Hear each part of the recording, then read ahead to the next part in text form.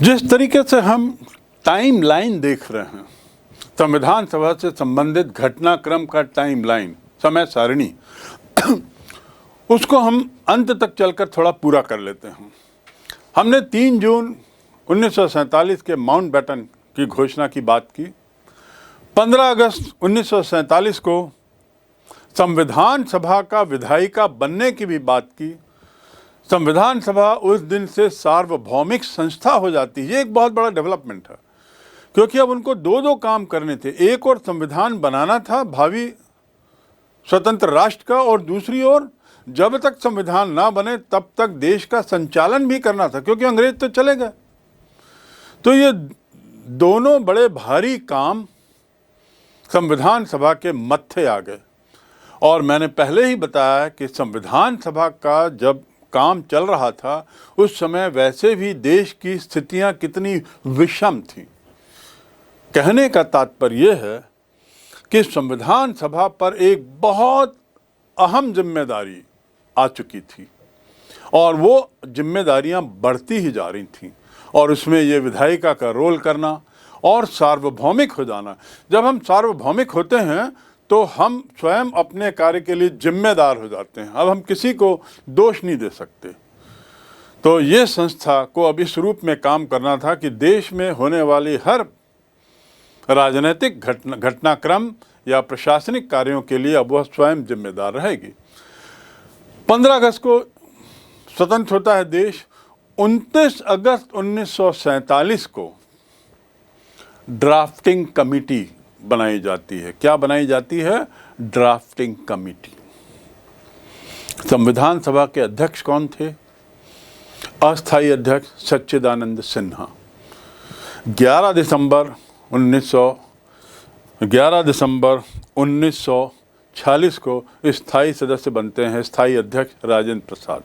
ये संविधान सभा के संचालित करने के लिए अब ड्राफ्टिंग कमेटी एक समिति बनती है। वैसे तो 7 कमेटी बनी, उसमें से एक ड्राफ्टिंग कमेटी थी जिसका गठन 29 अगस्त यानी भारत के स्वतंत्र होने के 15 दिन बाद कर दिया गया, और इस ड्राफ्टिंग कमेटी के अध्यक्ष थे डॉक्टर B.R. अम्बेडकर। इसके चेयरमैन बने। कई बार हम लोगों को, कई बार आप लोगों को ये कन्फ्यूज़न हो जाता है, संशय हो जाता है कि संविधान सभा के मुखिया कौन थे, और हम जाने अनजाने में डॉक्टर B.R. अम्बेडकर का नाम ले बैठते हैं, जो गलत है। संविधान सभा के अध्यक्ष डॉक्टर राजेंद्र प्रसाद, उनका मूल कार्य संविधान सभा का संचालन। ड्राफ्टिंग कमेटी के अध्यक्ष B.R. अम्बेडकर, अब उनका मूल कार्य क्या था? B.R. अम्बेडकर का मूल कार्य था कि संविधान सभा के अंदर जो डिबेट हो रहे हैं कानूनों को लेकर, उन डिबेट के बाद जो निर्णय हो रहे हैं, उन निर्णयों को कानूनी जामा पहनाना, और ऐसा करते हुए लिखित रूप में एक कानून की पुस्तक तैयार करना। तो ये कानून की पुस्तक में कानून जो लिए जाएंगे वो कहाँ से आएंगे? राजेंद्र प्रसाद द्वारा संचालित संविधान सभा के डिस्कशन से, उसमें लिए गए निर्णयों से, और उन निर्णयों को कानूनी अमला, कानूनी जामा, कानूनी रूप देने का कार्य डॉक्टर B.R. अम्बेडकर को सौंपा गया। इस महती कार्य के लिए, विशाल बहुत महत्वपूर्ण कार्य के लिए डॉक्टर B.R. अम्बेडकर को अन्य 5 लोगों की मदद दी जाती है। ये जो 6 लोगों की मदद दी जाती है, B.R. अम्बेडकर स्वयं अध्यक्ष थे, चेयरमैन थे, और अन्य 6 लोगों में विभिन्न तबकों से, विभिन्न क्षेत्रों से व्यक्ति लिए गए थे, जिसमें कुछ प्रसिद्ध नाम हैं। Doctor K.M. मुंशी, कन्हैया लाल मानिकलाल मुंशी, उसके अलावा स्वामी अय्यर, फिर गोपाल स्वामी अयंगार, मिस्टर खैतान, आदि आदि। इनके सभी के नाम आपको जानना जरूरी नहीं है, पर आप इतना जान लें कि इसमें जो मुख्य नाम कुछ हैं वो हैं स्वामी अय्यर, गोपाल स्वामी अयंगार, आदि आदि। और ये ड्राफ्टिंग कमेटी में कितने सदस्य थे? चेयरमैन को मिलाकर 7 सदस्य। चेयरमैन कौन? B.R. अम्बेडकर। इनका कार्य क्या? जो निर्णय लिए जा रहे हैं संविधान सभा में, उन निर्णयों को कानूनी रूप देते हुए लिखना। अब 24 जनवरी 1950 या उससे पहले यदि हम जाते हैं तो ये संविधान सभा के निर्णयों को ड्राफ्टिंग कमेटी ड्राफ्ट करती है, लिखती है और इस प्रकार एक पुस्तक तैयार होती है। इस पुस्तक को 29 नवंबर 1949 कब 29 नवंबर 1949 को पुस्तक को कॉन्स्टिट्यूशन ऑफ इंडिया, भारतीय संविधान के रूप में पास कर दिया जाता है। तारीख क्या है? 29 नवंबर 1949 और असेंबली के द्वारा इसे स्वीकार कर लिया जाता है। यह स्वीकार करने की प्रक्रिया क्या थी? पंडित जवाहरलाल नेहरू देश के प्रधानमंत्री के नाते उस पर स्वीकृति का हस्ताक्षर करते हैं और उसके बाद संविधान सभा के अन्य सदस्यों के हस्ताक्षर होते हैं। संविधान सभा के अंतिम दिन आते आते संविधान सभा के सदस्यों की संख्या घटकर 284 हो गई थी। कितनी हो गई थी? 284। तो उसमें 284 लोगों के हस्ताक्षर हैं। हस्ताक्षर किस लिए? उनकी स्वीकृति लेने के संबंध में हस्ताक्षर। किस चीज की स्वीकृति? उस संविधान पुस्तक, संविधान की बुक को देश का संविधान मानने की स्वीकृति। और इस प्रकार 29 नवंबर 1949 को संविधान देश के लिए स्वीकार कर लिया जाता है। अगली जो घटना है वह है 24 जनवरी 1950। 24 जनवरी 1950 को संविधान सभा का उसकी अंतिम मीटिंग होती है। कॉन्स्टिट्यूएंट असेंबली की अंतिम मीटिंग होती है और सब साइन करते हैं, स्वीकार करते हैं और उसमें 395 आर्टिकल, 8 शेड्यूल और 22 भाग।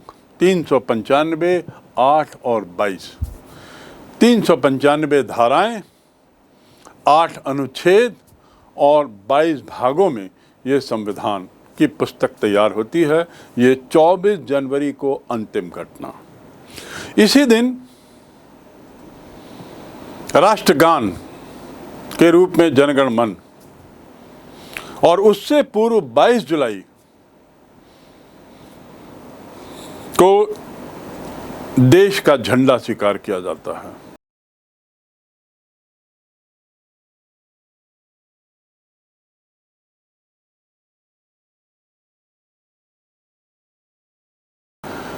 इस संविधान सभा के संबंध में कुछ और बातें महत्वपूर्ण हैं जो आपको जानना चाहिए और वो ये है कि जो इसकी जो बेसिक 5 लाइंस जो सिद्धांतों की है उसमें भारत को एक रिपब्लिक घोषित किया गया है। रिपब्लिक अर्थात गणतंत्र।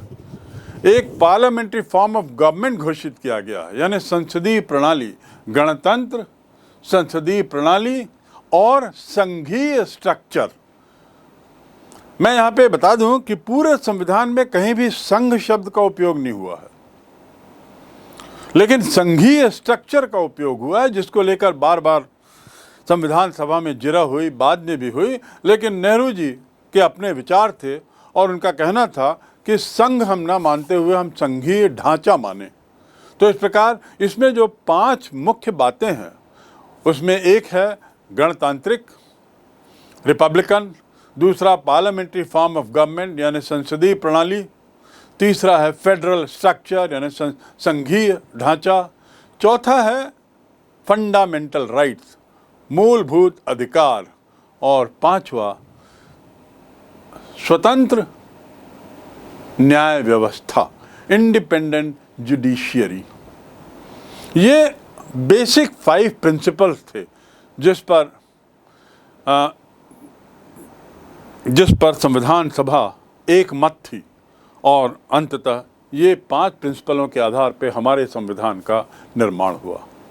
दूसरी बात, जो कॉन्स्टिट्यूशन ऑफ इंडिया है, संविधान सभा की जो पुस्तक है, जिसको ड्राफ्ट किया ड्राफ्टिंग कमेटी ने B.R. अम्बेडकर की अध्यक्षता में और उनकी मदद करने वाले अन्य 6 सदस्यों के साथ, उस ड्राफ्टिंग कमेटी के द्वारा बनाई गई पुस्तक को अंततः पुस्तकाकार रूप हस्तलिखित पुस्तक से दिया गया।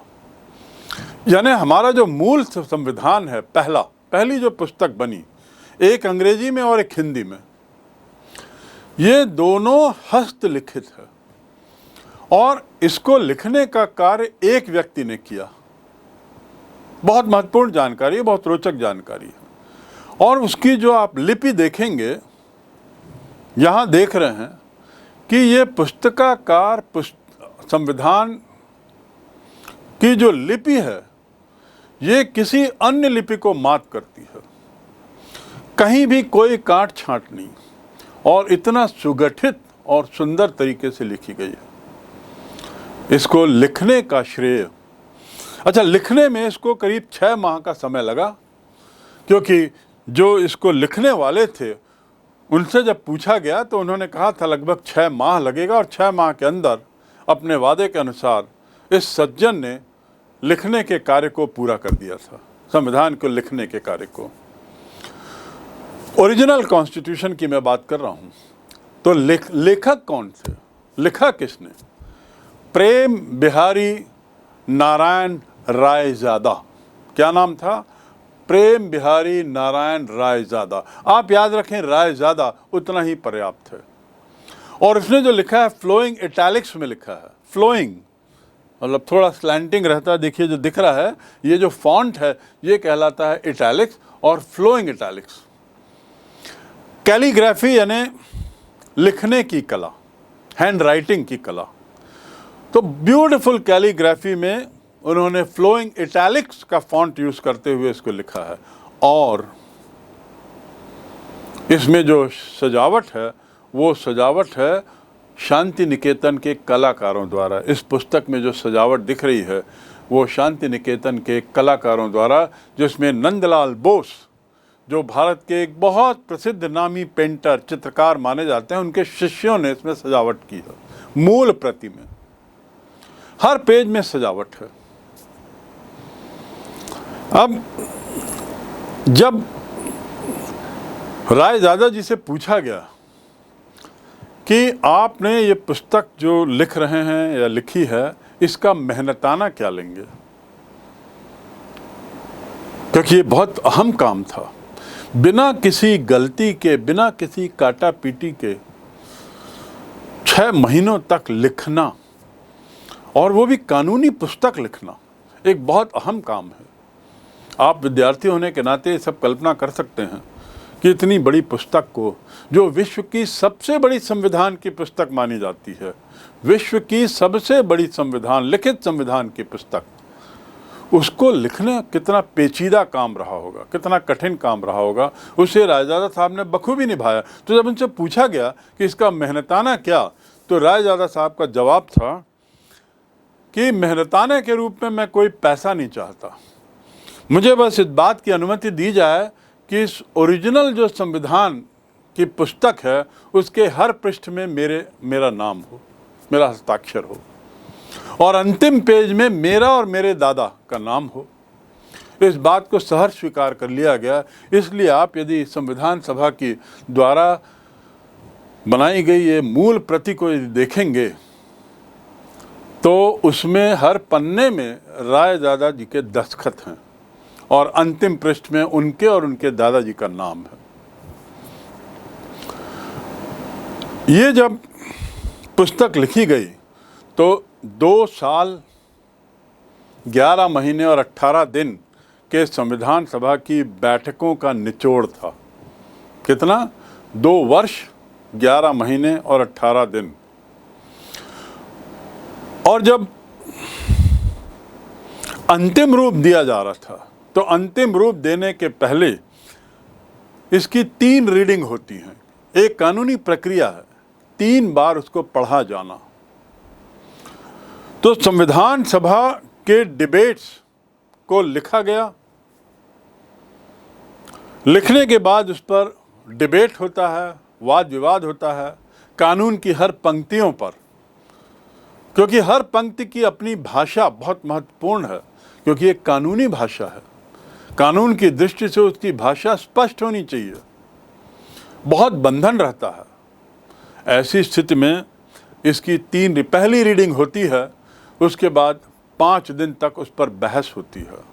कितने दिन? 5 दिन पहली रीडिंग के बाद।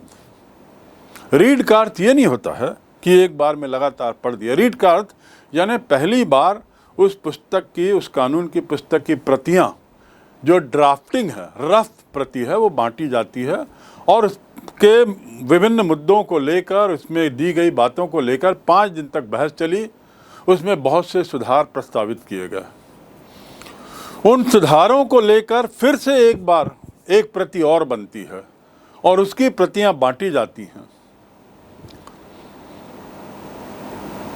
और ये बांटने के बाद उसकी दूसरी रीडिंग होती है 3-4 माह बाद, सेकेंड रीडिंग, जो अक्टूबर में संभवतः होती है। पहली रीडिंग जुलाई में हुई, 5 दिन तक बहस चली। उसके बाद उसमें सुधार हुए, काट छाट हुए, सुधार हुए। ये जो सारा घटनाक्रम है, ये 26 नवंबर 1949 के पहले का है। 48 में, जुलाई 48 में पहली रीडिंग। तब तक ड्राफ्टिंग कमेटी ने पुस्तक तैयार कर ली थी। 5 दिन तक उस पर बहस के आधार पर पुस्तक में सुधार हुए। सुधारों को उसमें समाहित करने के बाद दूसरी रीडिंग के लिए ये पुस्तकें फिर से सदस्यों को बांटी जाती हैं अक्टूबर में, और ये कहलाता है सेकेंड रीडिंग। सेकेंड रीडिंग के बाद लगभग 8-9 महीने का काल सदस्यों को मिलता है उसको पढ़ने का, उसको समझने का, उसको जानने का, और फिर उसमें सुझाव आते हैं। उन सुझावों को फिर समाहित करते हुए तीसरी रीडिंग होती है नवंबर 49 में। 26 नवंबर को हस्ताक्षर होते हैं। मात्र उसके 15 दिन पहले नवंबर माह में ही 1949 में इसकी तीसरी रीडिंग होती है। वह तीसरी बार इसको पढ़ा जाता है और ध्वनि मत से स्वीकार कर लिया जाता है, यानी तीसरी रीडिंग में कोई खामियां नहीं मिली। ये जो परिवर्तन हुए डिस्कशन के परिणाम स्वरूप पहली रीडिंग और दूसरी रीडिंग में करीब 2000 परिवर्तन थे। 2000 आप कल्पना कर सकते हैं, यानी मूलतः मूल प्रति से आते आते दूसरी और तीसरी प्रति जो बनी वो काफ़ी कुछ बदल चुकी थी। तो तीसरी रीडिंग फाइनल मानी गई। उसके पहले इस किताब में करीब 2000 परिवर्तन हुए। आप समझ सकते हैं कितना महती काम ड्राफ्टिंग कमेटी का रहा होगा। इसीलिए हम बाबा साहेब अम्बेडकर को संविधान निर्माता का श्रेय देते हैं। The father of Indian constitution B.R. Ambedkar को इसीलिए कहा जाता है क्योंकि जिस रूप में वो पुस्तक तैयार हुई है, उसको बनाने में, विश्व की सबसे बड़ी संवैधानिक पुस्तक, संविधान संबंधी पुस्तक को बनाने में जो मेहनत लगी होगी वो कल्पना के बाहर है। लेकिन B.R. अम्बेडकर और उनके दल ने ये कार्य बखूबी निभाया और नवंबर 1949 में यह पुस्तक अपने अंतिम रूप में आती है, जिस पर 26 नवंबर 1949 को प्रधानमंत्री पंडित जवाहरलाल नेहरू के नेतृत्व में संविधान सभा के सदस्य एक के बाद एक हस्ताक्षर करते हैं और उस पुस्तक को देश के भावी संविधान के रूप में स्वीकार करते हैं। एक और बात, संविधान सभा देश के स्वतंत्रता संग्राम से उपजी हुई संस्था, इतने वर्षों से जो स्वतंत्रता संग्राम चल रहा था, जिसके अंतिम 50 वर्ष में स्वतंत्रता संग्राम का नेतृत्व महात्मा गांधी ने किया था। 50 वर्ष नहीं तो कम से कम 30 वर्ष का काल स्वतंत्रता संग्राम का महात्मा गांधी का काल था।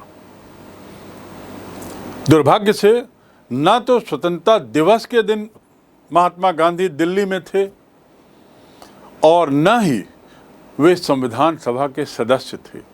वह संस्था जो संविधान बना रही थी, देश का भावी संविधान बना रही थी, महात्मा गांधी उस संस्था के सदस्य नहीं थे। ये बात आप अच्छी तरह अपने मन में बैठा लें।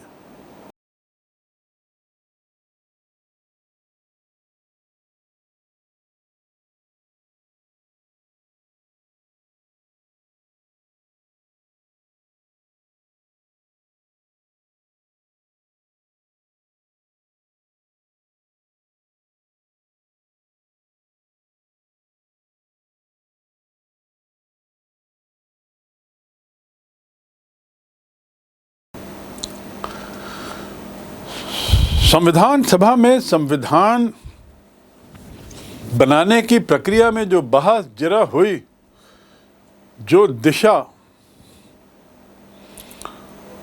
संविधान सभा के संविधान निर्माताओं ने ली, अख्तियार की, उस पर जाने से पहले, उनके वाद विवादों पर विचार करने से पहले, अध्ययन करने से पहले हम थोड़ा कुछ और तथ्य जान लें संविधान सभा के बारे में।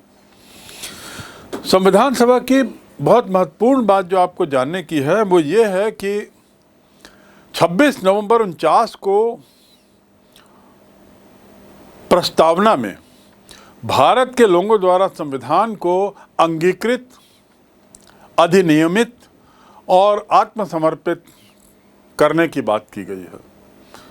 यदि आप प्रस्तावना देखेंगे, जिसे अंग्रेजी में प्रीएम्बल कहते हैं, ये प्रस्तावना है। इसमें देखिए नीचे दिया हुआ है 26 नवंबर 1949, आज 26 नवंबर 1949। तो इसमें 3 बातें हैं: अंगीकृत करना, अधिनियमित करना और आत्मसमर्पित करना। वी एक्सेप्ट, इनैक्ट और dedicate it to our self. अपने स्वयं को हम समर्पित करते हैं। प्रस्तावना जो है ये पुस्तकों का, किसी भी पुस्तक का पहला दूसरा पन्ना होता है। यानी आप पुस्तक का अध्ययन करना चाहें तो सबसे पहले प्रस्तावना का पन्ना खुलता है, जिसमें पुस्तक के अंदर क्या निहित है उसका बहुत संक्षिप्त में एक इशारा दिया रहता है प्रस्तावना में, प्रीएम्बल में, जिसे यहाँ पर संविधान की पुस्तक में प्रीएम्बल कहा गया है। रोचक बात यह है कि संविधान पहले लागू हुआ, प्रस्तावना बाद में लागू हुई भारत के संदर्भ में। ये एक तथ्य आप याद रखेंगे। प्रस्तावना बाद में लागू हुई, पहले संविधान लागू हो गया। इस तथ्य को आप याद रखेंगे और वो तारीख है 26 नवंबर। दूसरी बात कि इन सदस्यों ने जब संविधान पुस्तक पर हस्ताक्षर किए तो अंतिम बार जो फाइनल प्रति बनी, फाइनल प्रति संविधान पुस्तक की, उस पर 24 जनवरी 1950 को 284 सदस्यों के हस्ताक्षर हैं और इसमें वो 15 की 15 महिलाएं भी शामिल हैं।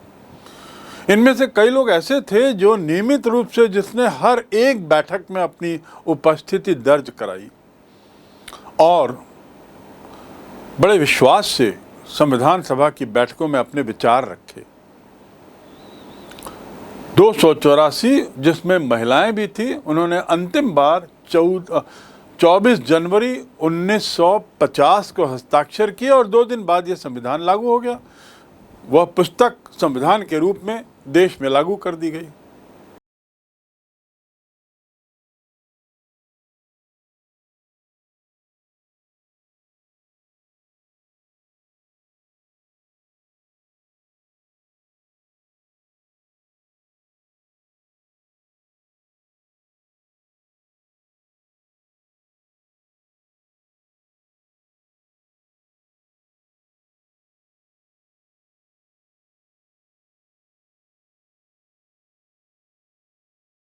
ऐसे 26 जनवरी 1950 देश में संविधान लागू होने की तिथि है और इसलिए हमारे लिए बहुत अहम है। ऐसे ही 26 नवंबर 1949 भी हमारे लिए बहुत महत्वपूर्ण है।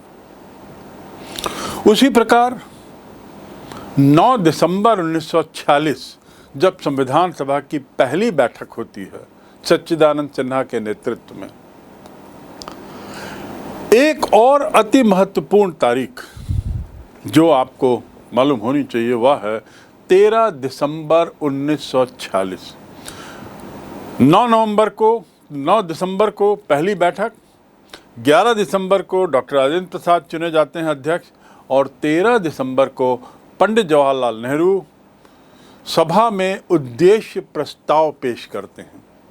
उद्देश्य प्रस्ताव यानी संविधान सभा का उद्देश्य क्या है, और इस प्रस्ताव को पेश करते हुए उन्होंने जो लॉफ्टी विचार रखे, बहुत विहंगम, बहुत बृहद दृष्टि से उन्होंने जो अपने विचार रखे, वो बहुत ही प्रसिद्ध हो चुके हैं। वे विचार, वे पंक्तियां अमर हो चुकी हैं। उसका अध्ययन भी हम इसी अध्याय के अध्ययन के आगे दौरान हम करेंगे, लेकिन फिलहाल आप समझ लें, जान लें कि वह तारीख थी 13 दिसंबर 1946 जब पंडित जवाहरलाल नेहरू ने उद्देश्य प्रस्ताव रखते हुए संविधान सभा के उद्देश्यों पर प्रकाश डाला और उसको भारत के इतिहास से जोड़ते हुए, विश्व इतिहास से जोड़ते हुए संविधान सभा को अपने कार्य करने के लिए एक दिशा उन्होंने दी, जिसमें वो पूर्णतः सफल रहे। इसमें संवैधानिक संरचना के ढांचे की चर्चा की, वो स्पष्ट दिखाई देता है। उसके दर्शन की चर्चा की, दर्शन यानी फिलॉसफी, कि क्या फिलॉसफी निहित है हमारे संविधान सभा के उद्देश्यों में, और दूसरी बात संविधान के प्रस्तावना को प्रेरणा भी दी। 3 जून 1947 को माउंटबेटन योजना लागू होती है तो देशी रियासतों ने संविधान सभा को ज्वाइन किया। देशी रियासतों के जो प्रतिनिधि थे वो संविधान सभा में आते हैं, शामिल होते हैं, लेकिन जैसा मैंने बताया कि मुस्लिम लीग इसमें शामिल नहीं होता। प्रारंभ की बैठकों में, 15 अगस्त 1947 के पूर्व की बैठकों में, एक ओर यदि मैं कह रहा हूँ मुस्लिम लीग शामिल नहीं है, तो दूसरी ओर इस बात को स्पष्ट कर लें कि मुस्लिम लीग के वे सदस्य इसमें शामिल हुए जो भारतीय हिस्से में चुने गए थे। यानी भारत के अंदर हुए चुनाव में मुस्लिम लीग को जो सीटें हासिल हुई थीं, जो प्रतिनिधित्व हासिल हुआ था, वे लोग संविधान सभा से जुड़ गए। मैं जिनकी चर्चा कर रहा हूं जो शामिल नहीं हुए, ये वे लोग थे जो पाकिस्तानी क्षेत्र के थे, वहाँ से चुने गए थे, चाहे वो पूर्वी पाकिस्तान हो, वर्तमान का बांग्लादेश, चाहे वो पश्चिमी पाकिस्तान का हो, वे लोग शामिल नहीं हुए थे। माउंटबेटन प्लान के बाद मैंने आपको बताया था कि भारतीय स्वतंत्रता अधिनियम कैबिनेट मिशन प्लान को दरकिनार कर देता है और ये लागू होता है, जिसके तहत कुछ बातें मैंने बताई। इसमें 3 परिवर्तन हुए इसके परिणाम स्वरूप। किसमें? सभा में, संविधान सभा में 3 परिवर्तन। पहला परिवर्तन मैंने आपको बताया था कि संविधान सभा अब मात्र संविधान बनाने वाली संस्था नहीं थी, बल्कि उसने एक विधायिका का भी रूप ले लिया था। एक विधायिका का रूप लेते हुए अब उसके एक तरीके से 2 कार्य हो गए थे। पहला, देश के लिए आम कानून बनाना, दूसरा संविधान निर्माण करना। जब संविधान निर्माण का कार्य करती थी तो वो संविधान सभा के रूप में करती थी और उसकी अध्यक्षता डॉक्टर राजेंद्र प्रसाद करते थे। लेकिन वही संस्था, ध्यान रखिए, वही संस्था जब विधायिका का कार्य करती थी तो उसकी अध्यक्षता कोई और करते थे, और जो कोई और हैं उनका नाम था GV मावलंकर। क्या है नाम? जी.वी. मावलंकर। ये किस रूप में काम करते थे? विधायिका। संविधान सभा जिस दिन भी विधायिका के रूप में काम करेगी या जिस घंटों में विधायिका के रूप में काम करेगी, उस समय मावलंकर जी अध्यक्षता करेंगे। दूसरे शब्दों में, जब भी संविधान सभा की अध्यक्षता मावलंकर जी कर रहे हैं तो सभी लोग समझ जाते थे कि ये विधायिका के कार्य का समय है। और जब राजेंद्र प्रसाद जी बैठते थे तो स्पष्ट हो जाता था कि यह कार्यकाल, यह समय संविधान सभा के तहत संविधान बनाने का है। बड़ी रोचक चीज है ये।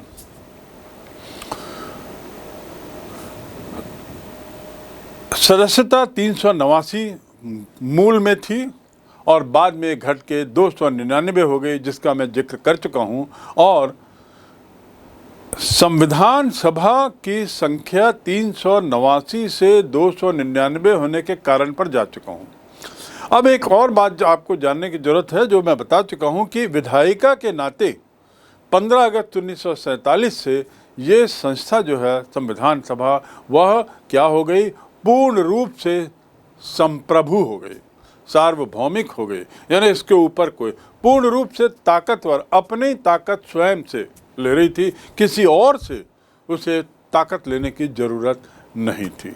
एक स्वतंत्र निकाय, पूर्ण रूप से निकाय बन गई थी। संविधान सभा को बृहत कार्य करने थे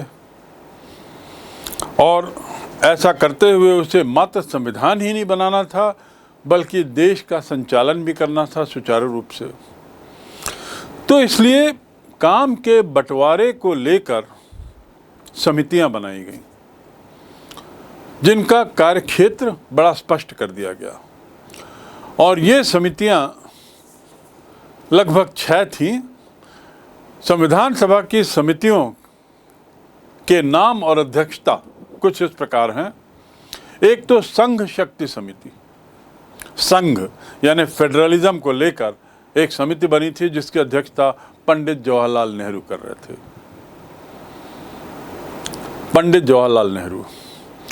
उसके बाद दूसरी समिति थी संघीय संविधान समिति। संघीय संविधान मतलब फेडरल स्ट्रक्चर में किस तरह का रिलेशनशिप राज्य और केंद्र के बीच होगा, इन संबंधों को परिभाषित करना, उस पर कानून बनाना, ये कार्य था संघीय संविधान समिति। इसके अध्यक्ष भी पंडित जवाहरलाल नेहरू थे। तो इस प्रकार संघ के मामले में पंडित जवाहरलाल नेहरू समिति के अध्यक्ष थे, दोनों समितियों के। तीसरी समिति थी प्रांतीय संविधान समिति। एक तो हो गया संघीय संविधान समिति, दूसरा राज्यों के कानून संबंधी, राज्यों संबंधी कानून बनाने के लिए प्रांतीय संविधान समिति बनी, जिसके अध्यक्ष थे सरदार पटेल, सरदार वल्लभ भाई पटेल, प्रांतीय समिति के अध्यक्ष। चौथी समिति थी ड्राफ्टिंग कमिटी, जिसे हिंदी में कहते हैं प्रारूप समिति, जो संविधान को एक रूप देती थी, लिखित रूप देती थी। उसके अध्यक्ष थे डॉक्टर B.R. अम्बेडकर। पांचवी समिति प्रक्रिया नियम, यानी कैसे ये सब संचालन होगा, कैसे ये सब कार्य होंगे, चाहे वो संविधान सभा के कार्य हों, प्रोसीजर्स, चाहे वे समितियों के कार्य हों, उनके कार्य क्षेत्र, उनका दायरा, टाइमलाइन, समय सीमा, सदस्यता, इन सब मुद्दों को लेकर उसका निराकरण करने के लिए, उसको मॉनिटर करने के लिए जो समिति बनाई गई, उसका नाम था प्रक्रिया नियम समिति। प्रोसीजर संबंधी मामलों को देखने के लिए जो समिति बनी, उसकी अध्यक्षता स्वाभाविक है डॉक्टर राजेंद्र प्रसाद कर रहे थे।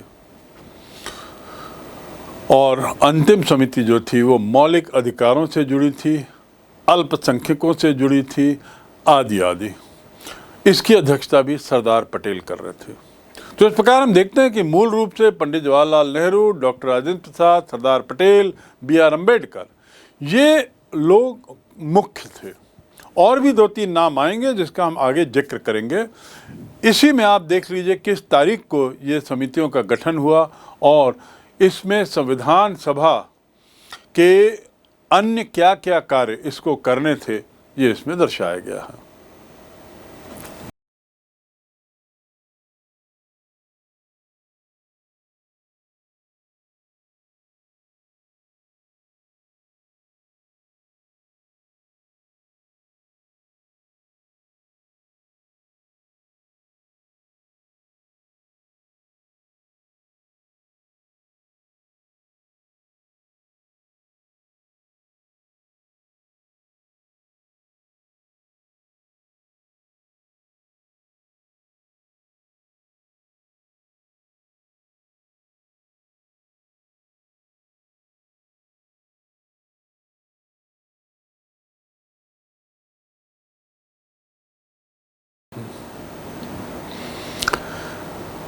संविधान सभा के अंदर जो विवाद हुए, जो डिबेट्स हुए, इसका बड़ा रोचक वर्णन है और उसके बाद उसको लिखने का कार्य B.R. अम्बेडकर ने किया और फिर इसे अंततः 26 जनवरी 1950 को देश को, या 24 जनवरी 50 को सभी ने हस्ताक्षर करके 26 जनवरी से संविधान लागू होता है। संविधान सभा द्वारा निर्मित यह संविधान बहुत ही अहम कार्य है और प्रशंसा तो इस बात की करनी होगी कि 1950 से लागू ये संविधान आज अपने 60-62 वर्षों के काल में इसने बहुत कम परिवर्तन देखे हैं। अभी कुछ दिन पहले संविधान के किसी एक प्रावधान में परिवर्तन किया गया बदलते समय के कारण। इस ऐसे परिवर्तन को संविधान के किसी एक कानून में, किसी एक प्रावधान में जब परिवर्तन किया जाता है मूल कानून से, तो उसे अमेंडमेंट कहते हैं। क्या कहते हैं? अमेंडमेंट, संशोधन। इतने वर्षों में मात्र 105 संशोधन हुए हैं। अभी अंतिम संशोधन जो हुआ था वो 105वां था, जो अदर बैकवर्ड क्लासेस से संबंधित संशोधन था। तो 62 साल के कार्यकाल में मात्र 105 संशोधन इस बात का परिचायक है कि हमारा संविधान अपने मूल रूप में यथावत है, स्वीकार्य है और अच्छी बखूबी उसने पूरे देश को एकीकृत किया हुआ है, इतने विविधता के बावजूद। ये तो इस संविधान सभा और उसके निर्माण संबंधी बातें, पृष्ठभूमि।